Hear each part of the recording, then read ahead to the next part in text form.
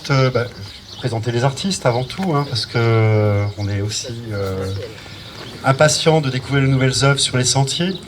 Des œuvres qui ont commencé parfois il y a plus d'1 an et demi, voilà, qui ont sollicité beaucoup de partenariats, de liens avec des écoles, le lycée Loritz à Nancy, des entreprises, l'entreprise Sommeil, l'immeuble de mon grand-père à Villette, voilà, tout il y aura un bouillon très très actif autour de l'association, d'accompagnement.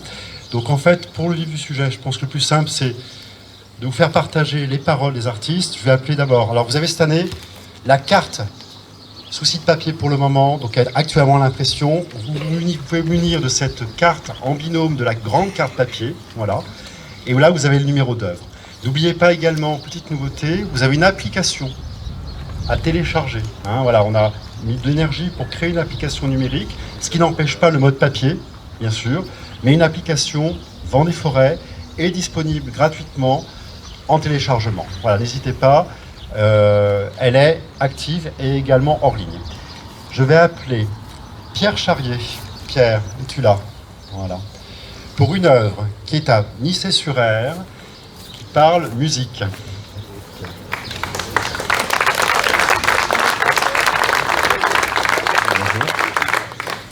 Donc c'est une œuvre qui s'appelle Les Souffleurs. C'est un ensemble de 3 flûtes en céramique. Donc c'est des flûtes des bois que vous pourrez faire sonner si vous venez. Elles ont été réalisées avec Marie-Christine Dumaine, qui est céramiste, qui est juste là, basée à Remiremont, qui a fait un super travail. C'est un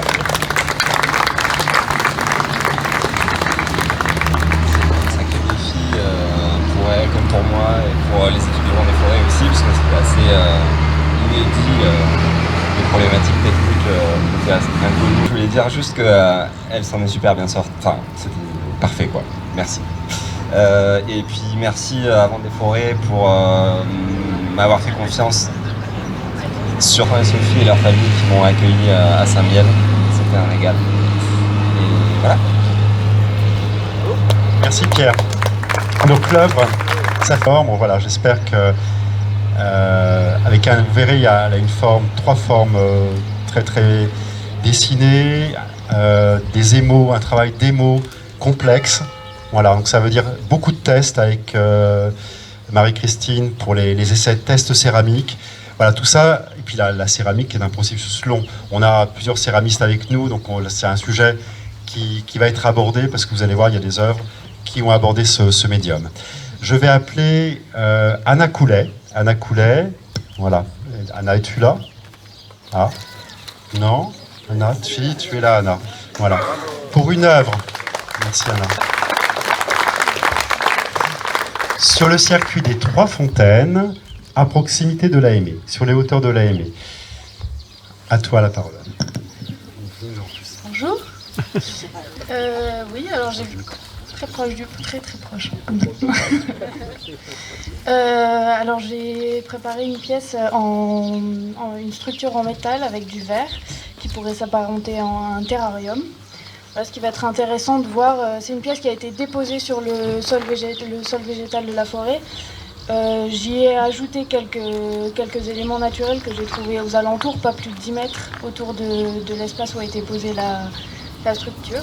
Voilà, donc je vous invite à venir voir et à continuer de venir voir, parce que c'est de la végétation qui va devoir s'acclimater et évoluer en fonction de cette structure en verre qui a été posée par-dessus. Et le projet d'Anna fait l'objet d'un partenariat très spécifique avec un programme de la région Grand Est et de l'école des Beaux-Arts de Nancy. Voilà. Donc vraiment, c'est des maillages souvent, hein, les artistes, les programmations, les projets. Et le projet d'Anna avait vraiment partie de ce maillage au sein de 3 structures culturelles du Grand Est, d'inviter spécifiquement des artistes du Grand Est avec qui on porte comme ça un cheminement de plus de 2 ans. Alors il faut savoir qu'avec Anna aussi, j'ouvre une parenthèse, parce que, et Sarah, Anna, peut-être parmi les familles qui sont présentes, vous l'avez peut-être déjà rencontrée, parce qu'Anna a participé à plus de 4 projets pédagogiques sur le territoire, voilà, que ce soit à Vaucouleurs, Sarah si je me trompe, voilà. Et voilà, pour à la fois, là on prépare un autre, enfin, il y a eu beaucoup de projets pédagogiques sur des horaires, des temps très très longs d'immersion avec des petits, voilà, sur le territoire. Et donc Anna, je te remercie aussi pour ta disponibilité et on va dire le bonheur que tu as apporté à ces écoles. Voilà, ça c'est important. Merci. Marine Casimir, qui habite Bruxelles, qui est venue de Bruxelles, mais qui est d'origine allemande. Voilà. Et son œuvre, l'œuvre de Marine, alors que vous l'avez peut-être déjà vue, est située sur le circuit du Gros Caillou. Et avec l'ONF, on a réfléchi à une modification du sentier. Voilà, donc c'est le circuit bleu, mais vous verrez à la carte, il y a un nouveau parcours qui a été dessiné. Voilà, pour trouver l'emplacement idéal, j'espère, pour l'œuvre de Marine. À toi. Oui, donc l'œuvre en question, je l'ai montrée à Pascal l'année passée en Allemagne, dans un parc de sculpture. On a sympathisé et j'avais une carte postale, une carte d'invitation avec moi, avec une petite sculpture. Que voilà. Cette petite sculpture, je l'avais appelée One Line, is better than one line, et elle criait agrandissement dès que je l'ai faite. Donc c'était clair que cette petite pièce de 60 cm de hauteur voulait être agrandie à l'échelle humaine, à l'échelle d'une forêt, d'un parc, de la ville. Et donc Pascal était le premier qui a pris le risque de m'inviter et de dire c'est possible en grand, c'est possible en grand chez nous. Voilà. Donc c'est pas tout à fait ça qu'on va voir maintenant parce qu'il y a une adaptation au contexte. C'est à mon avis peut-être plus intéressant, plus riche. Mais l'importance, c'était que c'était basé véritablement sur une seule ligne continue, un dessin que j'ai réalisé dans l'espace. Mais d'abord sur un papier et qui commence ici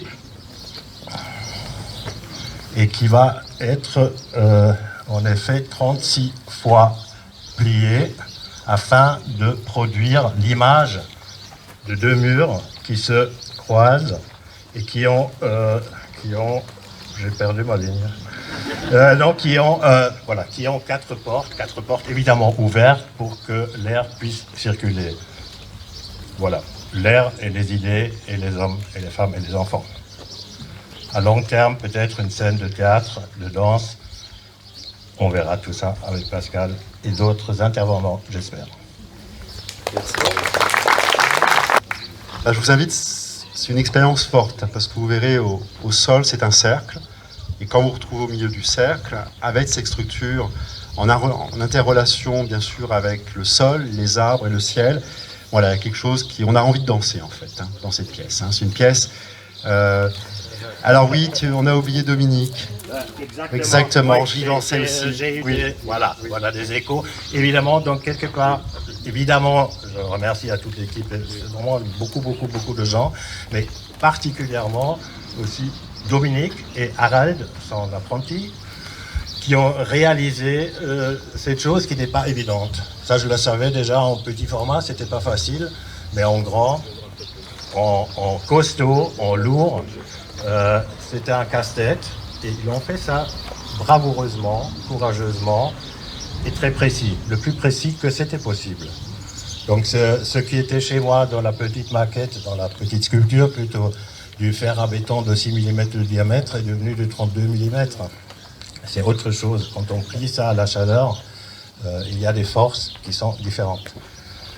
Et donc un tout grand merci et bravo à eux qui ne sont pas là, mais quand même. Ah si, ils sont là. Voilà. Alors, Dominique Renson. Voilà, Dominique Renson à Chevoncourt qui nous accompagne depuis tant d'années avec un sourire, voilà, toujours la bonne humeur. Et puis le travail. Je vais poursuivre avec Alexander Lee. Alexander, es-tu parmi nous? Voilà. Que vous avez vu l'année dernière. Voilà. Alexander a préparé une œuvre pour l'église de Ville-devant-Bellerin. Voilà.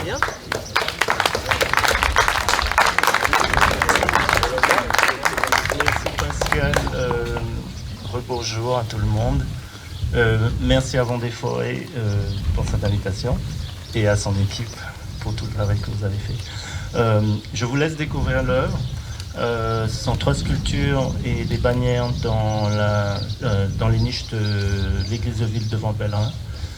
Mais ce que je tenais à dire vis-à-vis de cette relation qu'on a au territoire, puisque je viens de 18 000 km de la Polynésie française, c'est que ce que j'ai découvert en Meuse, c'est une altérité et je pense que c'est intéressant de le travailler en tant qu'artiste, pas à travers des sentiers qui sont prédéfinis, des grandes villes ou des grandes métropoles, mais vraiment de faire des liens avec d'autres altérités et d'autres territoires, décentralisés peut-être, et que ça peut être des modèles autres pour tout le monde, surtout dans un univers qui est changeant et où d'autres types de modèles de vie ou de croissance ou de survie peut-être dans un milieu, dans un environnement qui change, peuvent se développer. Donc pour moi, le projet Vendée Forêt, c'est aussi ça, c'est pouvoir inviter des gens d'autre part pour avoir ce lien et cette discussion avec les gens d'ici. Donc, alors, il faut que je remercie tout le monde. Hein. Je vous laisse découvrir l'œuvre, je ne vous en dis pas plus. Mais tellement de gens m'ont aidé que c'est un peu émotionnel et je vais être sûr que je les énumérerai tous, j'espère. Philippe Grisset, la mairie de ville de Vendée-Pèlerin, Christophe Rinlinger d'AMGP qui m'a vraiment accueilli presque 6 mois dans son atelier et son bungalow parce que j'étais qu'à contact et il fallait que je m'isole. Jean Bergeron qui m'a aidé à faire la sculpture, Guy Hautenin pour les échafaudages, Sébastien Coutarel pour le socle, la mairie de Dansevrin, le conseil municipal de l'AME, parce qu'en fait, dans un contexte rural ou de la Meuse, tout support émotionnel ou toute invitation à dîner ou d'un café, c'est important aussi lorsqu'on vient de très loin, et ça fait des rapports.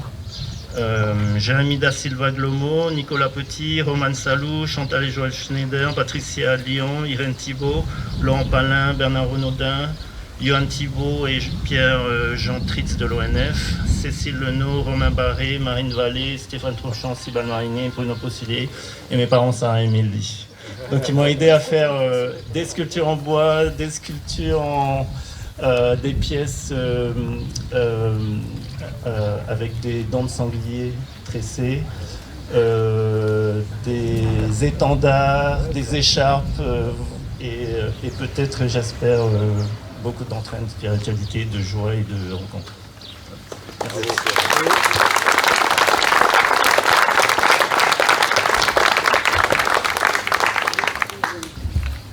Je m'appelle Antoine Libert.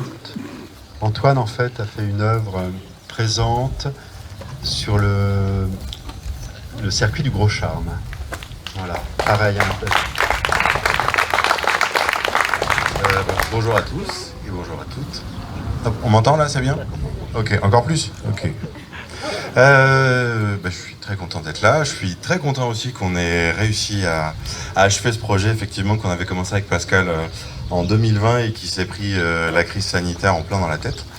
Mais qu'on a quand même, bon gré mal gré, réussi à achever. Donc voilà. Je sais pas, entre guillemets, dans quelle mesure. Je préfère justement peut-être pas trop en dire sur le projet, vous laisser le découvrir.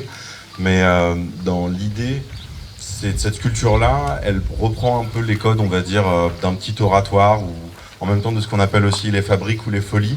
C'était quelque chose qui était beaucoup utilisé avant dans certains parcs et ça servait un peu comme une fausse ruine, on se baladait et ça servait de support un peu une sorte de méditation. Et donc elle est vraiment pensée pour interagir aussi avec un peu l'espace de la forêt. Et je me suis aussi pas mal inspiré de plein d'architectures différentes, notamment ici, des architectures un peu vernaculaires. Je voulais que ça ait une forme un peu de fontaine aussi, une sorte de fontaine pourrait-on dire électromagnétique, qui reprendrait voilà après des codes et une mythologie aussi qui me sont un peu personnels. Pour ce qui est, on va dire, plutôt de la partie technique, c'est fait avec de la maçonnerie, donc il y a toute une partie qui a été faite avec l'entreprise Sommeil.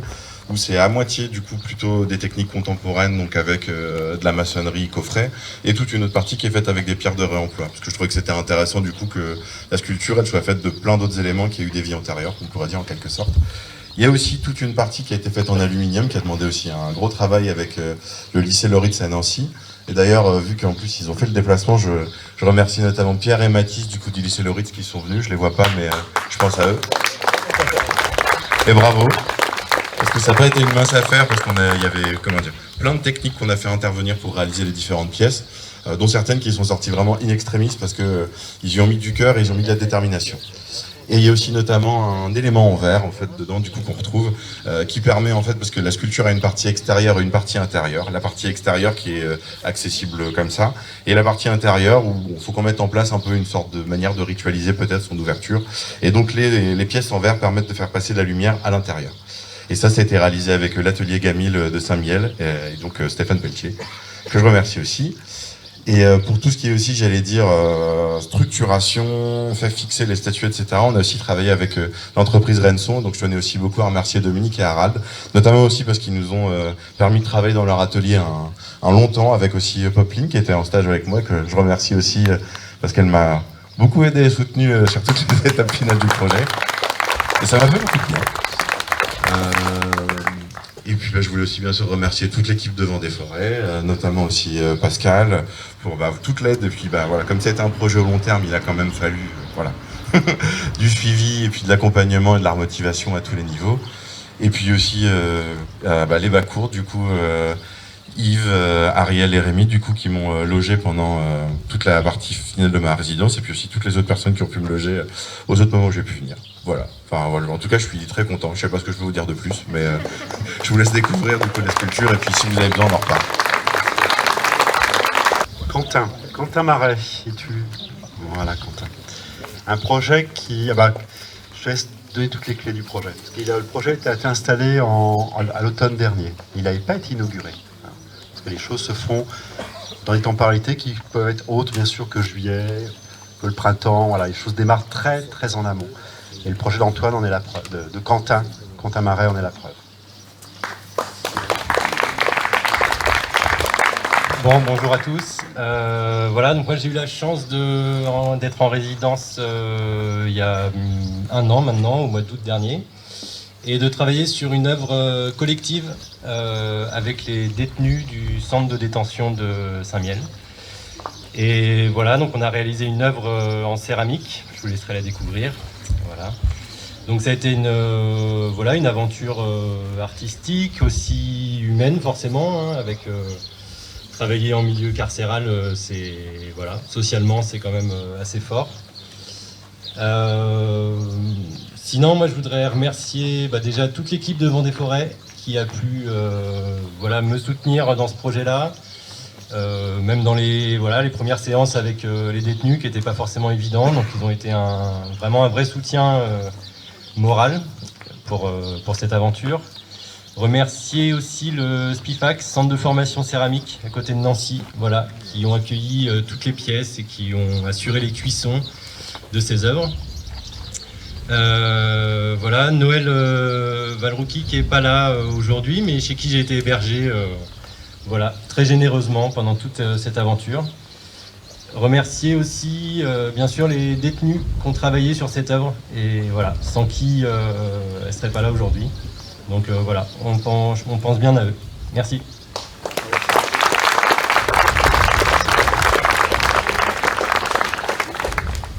Ce sont 3 sculptures sur les hauteurs de Fresnomont. Voilà, à ne pas manquer, avec vraiment l'imaginaire céramique, et c'est le travail premier de Quentin. Quentin est artiste, mais aussi pratique maîtrise totalement le processus complexe de la céramique.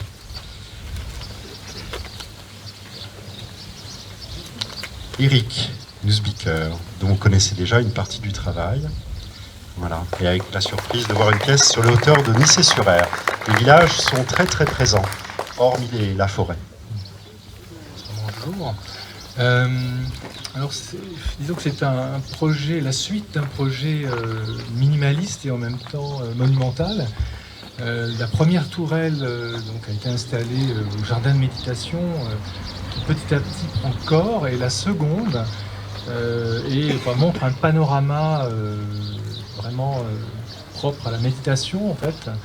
Et ça s'est produit, on va dire naturellement, et cette sorte de guet de chasse qui fait à peu près 6 mètres d'envergure, une sorte de mikado de grande forme de bois. Et en fait, on y monte avec, disons, une certaine appréhension, c'est tout de même assez haut, et on peut s'y installer et petit à petit retourner, on va dire, à la nature par un certain calme, une certaine immobilité, ne serait-ce que par l'exiguïté de sa plateforme, et tout conduit finalement à observer autour de soi. Alors au départ c'est un projet qui a germé il y a une vingtaine d'années en me promenant en forêt noire, en regardant ces guets de chasse fabriqués par les chasseurs, tous différents. Et donc j'en ai créé une synthèse. Et lorsque j'ai rencontré donc Pascal, ça a été immédiatement j'ai tout de suite pensé à ce projet, et il me semblait que c'était là qu'il devait exister en fait, et peut-être alternativement revenir, on va dire, à sa fonction initiale, donc de guet de chasse, et en même temps devenir une tourelle d'ivoire, une tourelle de méditation. Donc il y a les deux, c'est un prolongement. Voilà, donc c'est la seconde, elle est encore plus impressionnante que la première. Et donc c'est les frères Lebras, en fait l'entreprise Lebras, donc Charpente, qui a produit cette pièce avec aussi son bureau d'études, etc. Donc ça a été aussi un parcours, on va dire, à la fois de connaissances et d'échanges avec ces professionnels. Voilà. Merci à tous en tout cas, et merci infiniment pour tout cet environnement qui nous permet de créer, je dirais en toute quiétude, pour nous laisser un espace mental en fait, pour vraiment se concentrer sur la création. Merci.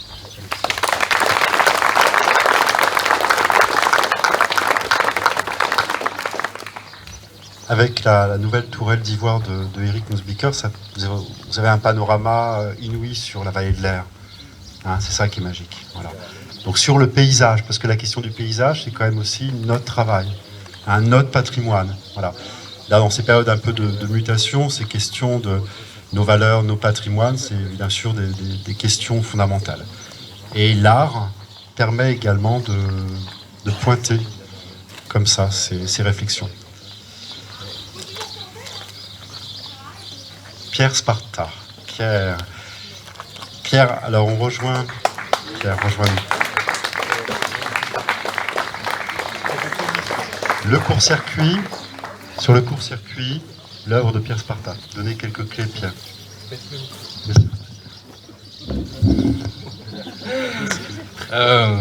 Messieurs, dames, bonjour. Voilà. Alors tout d'abord, comment je me suis retrouvé ici? C'est-à-dire que en fait, je suis Vendée-Forêt depuis quelques années, notamment parce qu'il y a beaucoup d'artistes que j'admire qui sont passés par ici. Et un jour, j'avais pris mon courage en main pour écrire un mail en disant « Waouh, c'est génial ce que vous faites, comment on fait pour postuler à votre résidence ?» Et puis en fait, on m'a jamais répondu.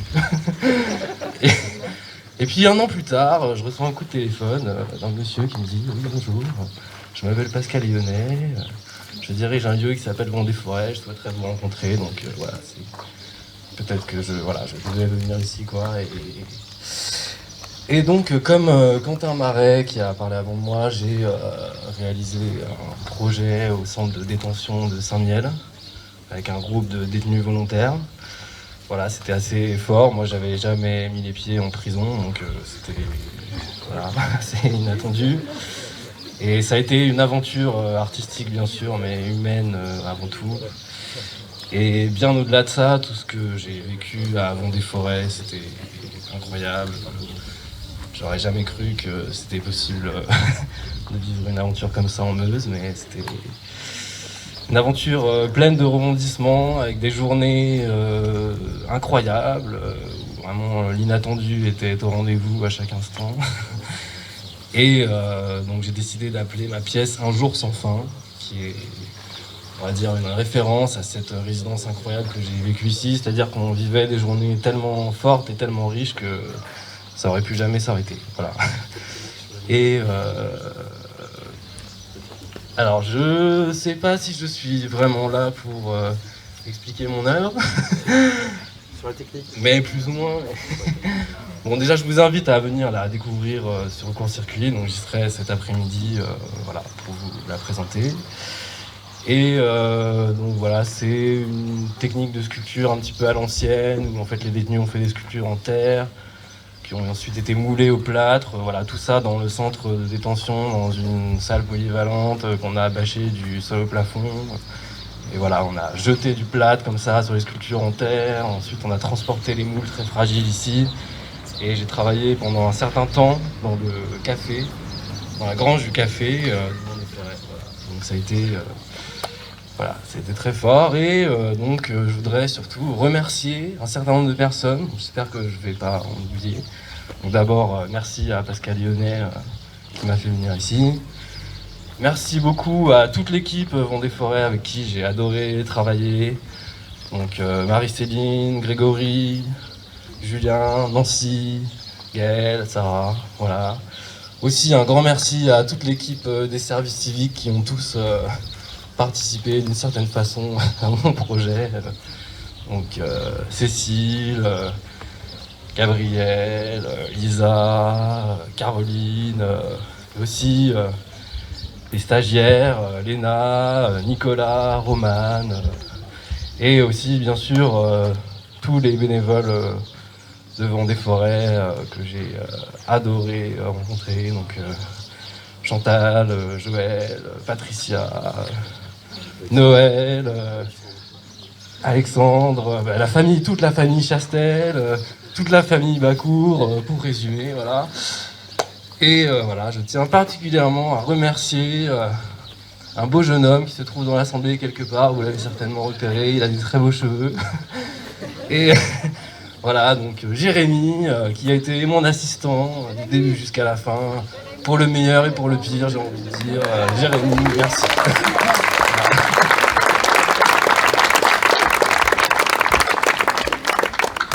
Merci. Voilà, ça, ce sont toutes les nouvelles œuvres à découvrir. Alors, Jérémy me tend la main aussi, bien sûr, remercier de mon côté les jeunes qui nous accompagnent annuellement sur des missions très spécifiques, à la fois des jeunes de territoire. On a eu en stage Nicolas, des jeunes en service civique, tout au long de l'année sur des missions très spécifiques qui accompagnent l'équipe des 7 salariés de l'association. Donc il y a Nancy, Sarah, Grégory, Julien, Marie-Céline, qui j'ai oublié, hein, et Grégory, non, Gaël, bien sûr au café, merci. Et Gaël qui depuis peu nous a rejoints au café. Voilà. Donc tout ça fait une équipe, comment dire, là c'est qui se surpasse. Voilà. On est sans cesse dans, Laurent l'a dit, c'est une association inouïe en fait, hein, dans ce qu'elle est, ce qu'elle donne, ce qu'elle vous donne publiquement aujourd'hui. Plus de 150 œuvres d'accès libre sur des territoires qui sont des territoires publics. Ce n'est pas un parc, ce n'est pas un musée, c'est unique au monde. Hein, on vient d'avoir un article magistral dans Lonely Planet, vous le verrez, un article magistral dans le nouveau guide Routard, le livre du guide du Routard, la Bible. Voilà, on représente la Meuse, on en est très très fiers, on sait pourquoi on travaille, on sait pourquoi également nous sommes en pleine mutation avec l'histoire du café et même l'époque, on accompagne ces changements. Donc voilà, donc ça veut dire vraiment résoudre au quotidien avec ces équipes, avec les bénévoles, avec l'association, cette mutation. Et nous sommes vraiment au cœur de ce sujet. Voilà. Et donc ça veut dire vraiment, les œuvres que vous voyez sont cette résultante, et je pense qu'on s'est à nouveau encore surpassé, vous verrez des choses très inédites, qui sont encore en symbiose avec les contextes, la question du paysage, la question des changements climatiques, changement d'époque, avec l'œuvre de Anna Coulet. Enfin voilà, il y a une symbiose, et je pense aussi que cette partie de la Meuse est maintenant dans le cœur des artistes. C'est aussi ça qui importe. Hein. Donc, comment on essaime, et comment la Meuse est aimée. Voilà. En quelques mots, je vais laisser la parole à nos élus. Merci.